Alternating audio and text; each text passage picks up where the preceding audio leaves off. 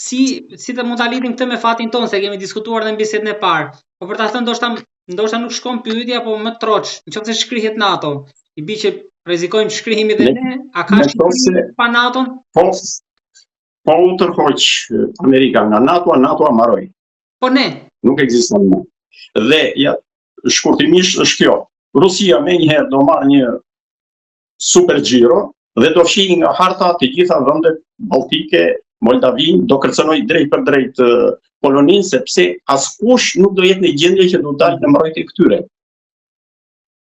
Absolutisht, ata Gjermania, Franca nuk janë në gjendje të mendojnë për veten e tyre, jo do mendojnë për ta zënë me vendet balltike apo ndonjë vend tjetër që do kërcënohet. Ndërsa në Ballkan problemi është Serbia, e cila sot e quan veten superfuqi ushtarake të Ballkanit, mban në gatishmëri rreth 30.000 trupa, raketa kineze, me të gjitha pajisjet e reja, mban në gjysmë gatishmërie rreth 200.000 rezervistë që mund i mobilizoj për një kohë, nëse i duhet, për një situatë agresive, dhe ka drejt për krahjen e Rusisë, të Kinës dhe të Iranit. Dhe ajo me njëherë, në qofse ikën Amerika nga NATO, prishet NATO, është e sigurt kjo që me tregjen e Amerikës NATO do fshihet.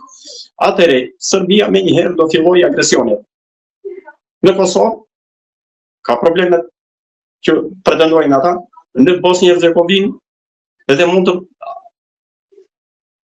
agresoj edhe në një vend tjetër këtu rreth rrotull, duke qenë e sigurt që Evropa nuk do ta kundërshtojë Serbinë, sepse Serbia, unë e kam thënë edhe herë tjetër, është e përgdhelur e Evropës. Dhe fatkeqësia do bjerë mbi popullin shqiptar, sepse ne jemi pa një kupolës që kemi drejt janë NATO-n, asnjë vend në Evropë, jeni sigurt, nuk do të ngrihet që të thot një fjalë në mbrojtje të popullit shqiptar apo për Bosnjë-Hercegovinë ose me Kroacinë nëse do përplaset Serbia.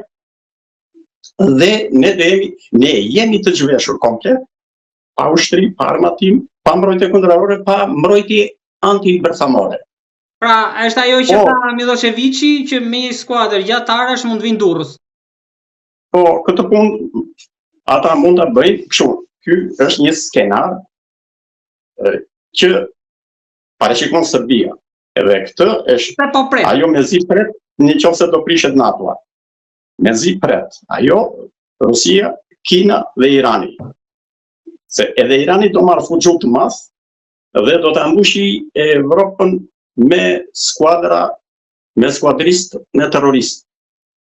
Për këtë Evropa nuk i bëret më një parë. Për agentët e fjetur brenda që mund t'i reaktivizoj.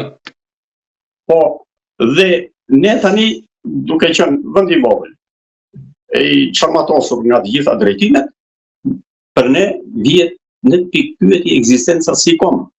Por kjo nuk do të arrijë.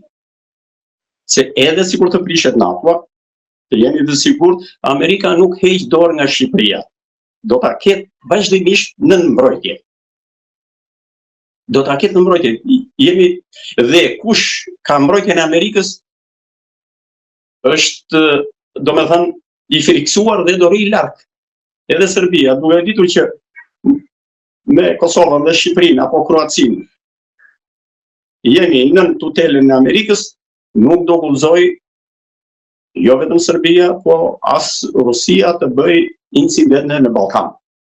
Kështu që ne mbrojtjen e Amerikës do ta kemi. Edhe pa NATO. Mos e diskutoj. Bile mbrojtja më efektive mund të jetë vetëm amerikane dhe është më e sigurt. Njëkohësisht kemi dhe aleatin tjetër klasik e strategjik, që është Turqia. Këto dy vende, Turqia sot bën ligjin në NATO, është krahu i armatosur më i fuqishëm.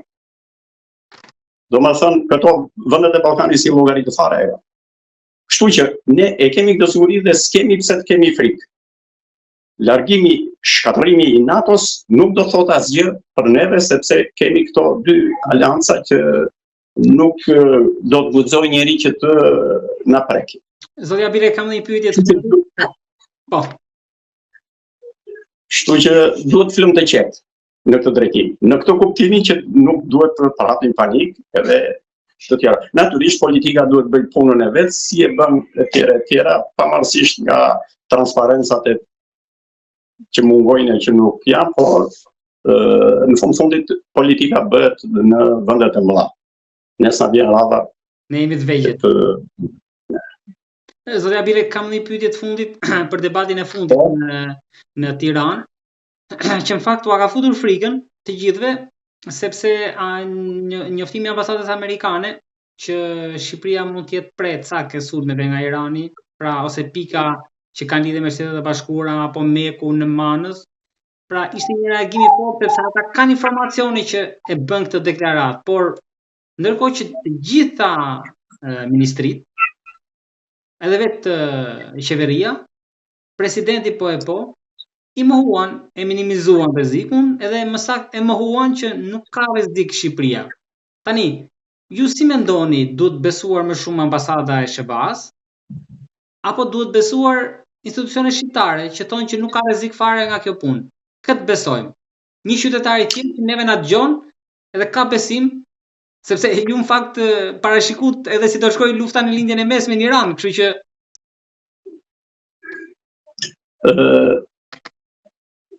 ajo deklarata e ambasadës amerikane është një sistem protokollar që bën shteti amerikan.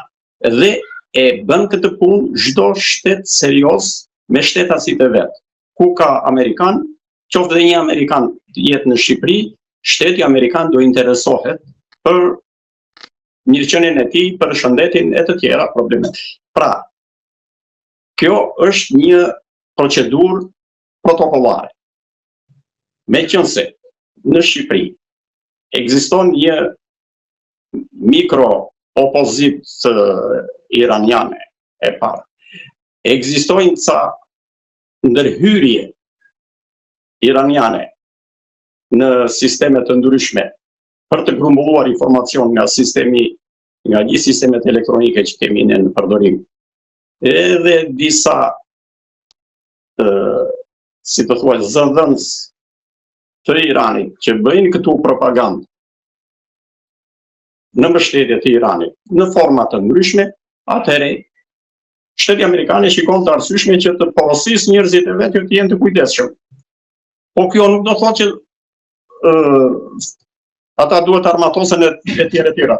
Ata duhet jenë të kujdesshëm sepse situata është shqetësuese, jo vetëm linjet e mesme, është edhe në Ballkan, edhe në Evropë, se edhe në Ballkan ka grupe të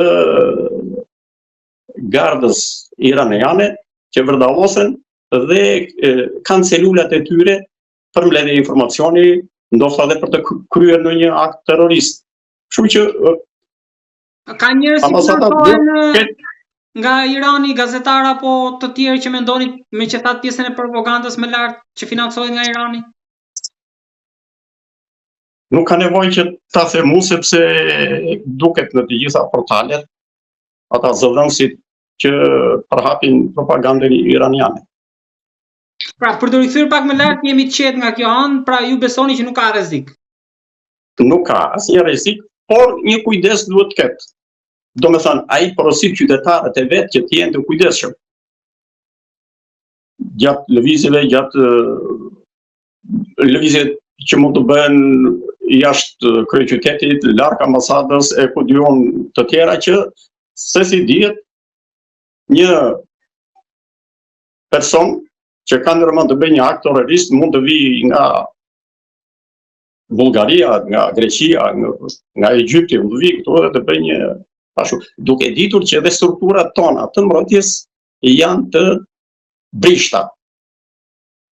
Nuk janë aq të sakta sa nuk janë të sigurt, sepse edhe vetë në Amerikë ndodhin akte terroriste. Që ka gjitha të sistem të mbrojtjes së brendshme. Nuk është do t'i mund 100%. Nuk arrihet 100% depërtimi. Asnjëherë. Ashtu prandaj vigjilenca duhet. Dhe është normë. Kjo është një normë protokollare e shtetit amerikan.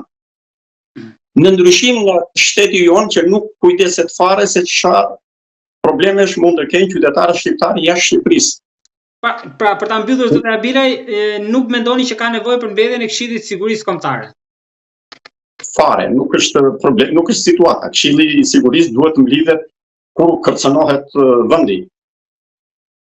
Ndërsa për këto janë këto institucionet e tjera të sigurisë që duhet të jenë vigjilente, Ministria e Brendshme me filialet e ndryshme të saj, shërbimi informativ, bashkëpunimi me agjensitë e tjera inteligjente të partnerëve, e të gjitha këto janë punë të veçanta që duhet t'i bëjnë këto sektor të ndryshëm.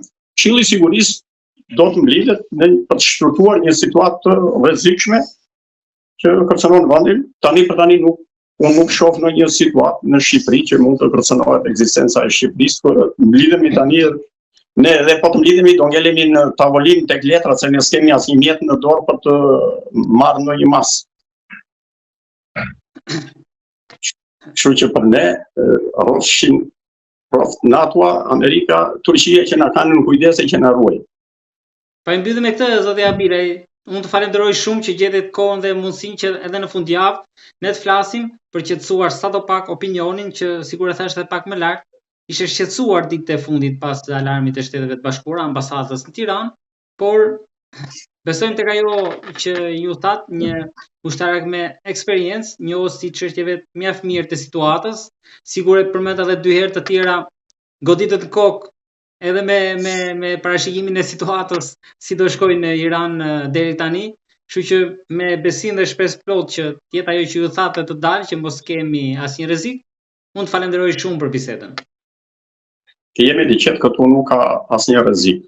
Serios, gjëra të vogla mund të ndodhin. Kështu edhe unë ju falenderoj për bashkëpunimin midis nesh. Të jam i njohës shumë.